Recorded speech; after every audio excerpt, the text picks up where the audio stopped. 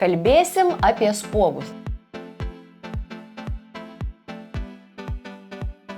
Kaip tikros dermatologės, mano vaikas yra spuoguotas ir jie visą laiką klausia, tai o jeigu man visai nieko tokio, jeigu man čia nėra, man gražu tie spuogai, ar ne, ar čia tik grožio klausimas. Tai vat, aknė, kadangi tai yra lėtinis, uždegiminis procesas vykstantis riebalų liaukose, bet kokiu atveju tai nėra tik tai grožis, tai yra esantis odoj vis besikartojantis uždegimas.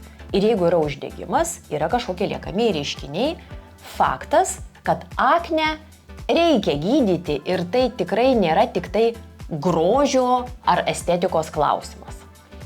Kalba eitų apie lėtinį uždegimą, kuris vis ir vis stimuliuoja mūsų imuninę sistemą ir palaiko vieną kitą uždegimą mūsų organizme. Tai reiškia, skatina ir kitas uždegiminės reakcijas.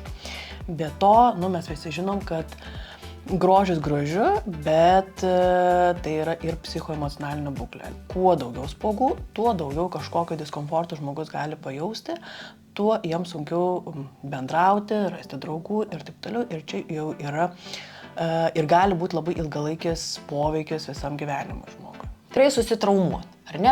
Yra tokių atvejų, kai sako, taip, aš suprantu, pas mane keli spuogai, bet aš negaliu išeiti į gatvę, nes mane tie 2 spuogai visiškai varo į neviltį. Ar čia liga, ar būklė? Liga, tikrai ją reikia gydyti.